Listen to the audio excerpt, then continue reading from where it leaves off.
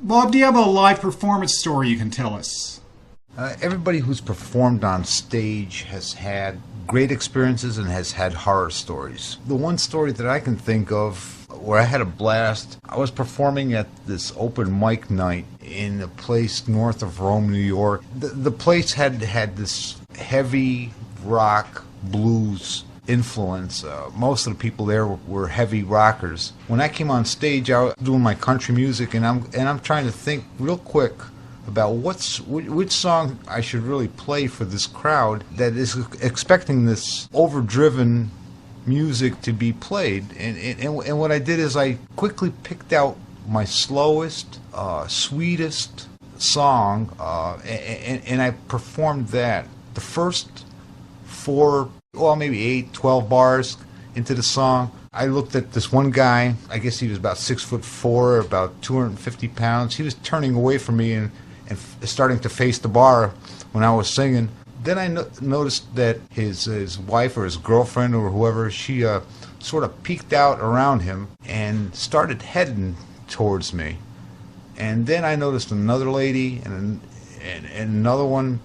Finally, there were about 5 or 6 women that just started approaching me while I was performing the song, and I was flattered to no end. Their mouths were wide open, and they were just staring and swaying to the song that I was singing. I couldn't have asked for a better audience. After the show, the owner of the bar came by and he asked me to come by and play any time that I ever wanted to, and I was really flattered by that. That's the story that really exemplifies something that was a sweet thing. Do you consider yourself a country songwriter? I do consider myself a country artist, particularly given the breadth of genres that are available to people within country right now.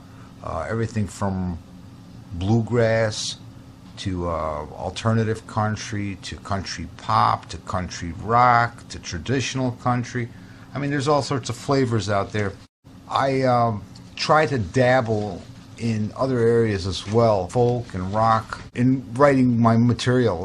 That's for darn sure. My song After She Is Gone has some urban flavors to it, which don't necessarily come out of a rural environment. I think that being able to explore other music types and other music cultures is an important thing. I grew up on Brazilian music and some German music and some Polish music.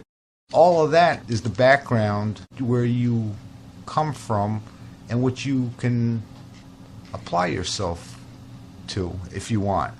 What makes for a good song to you as a listener? As a listener, I listen to the intro very carefully and the first words. If they grab my ears right from the start, then I think I'm on to a great song.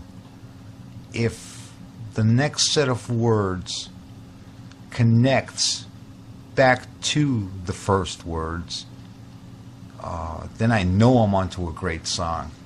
And I have to see that connectivity that goes all the way down to the hook of the song and make sure that everything focuses on that hook. And every word has to count. The thing I guess I look for is humor.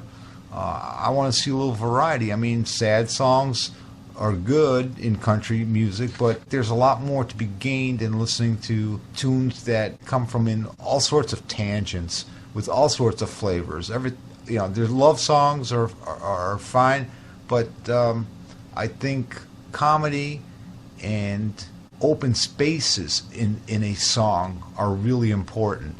Those open spaces can create openings for soloists.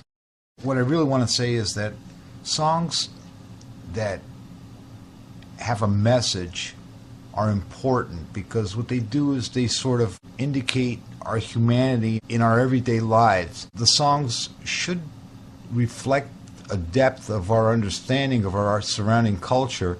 I try to do that in a couple of songs like Let Them Know What's in Your Eyes or After She Is Gone or Mama's Arms. I try to give a glimpse of what's important in our everyday lives within the framework of a song. What's your understanding of the paid download? The paid download thing on the internet, well, that's where artists and songwriters get reimbursed directly through a payment from the end user. Right now, I think that there's not a whole heck of a lot of money to be made for indies. And even the established recording industry, I don't think will make a whole lot of money on it right now. But I think within 5 years to 10 years, I think music on the internet will be the radio of yesterday. It's only a matter of time before things really catch up and go in that direction. I think I see the processes all lined up, centered about those types of concepts. Well, it's unfortunately come to that time where we have to wrap her up. I'd just like to thank you, Bob, for swinging by. You've given us some really insights into what you're about. I've been asking all the questions here, and you've been doing a lot of the talking. Perhaps you'd like to throw out a question to Len Amsterdam. Len, at this time I'd like to thank you very much. In doing this interview, I realized the time and the trouble that you have taken. I've been itching to ask this for a long time, but are you a DJ in Toronto or Ottawa, or where are you? I know you're on the internet, but why aren't you also on the radio right now? Geez, Bob, that hurt. Have you heard the state of conventional radio? Seriously, conventional radio is dead. Even this new spaced out thing, it's the same old repackaging of all the hits you've heard all your life. Now, the Canadian nation has been hip to all things Len Amsterdam for many moons now, and it's only recently that my American brothers and sisters have joined the cause. Bob Grez is on the top of my playlist and should be on yours too. Len Amsterdam, Canada.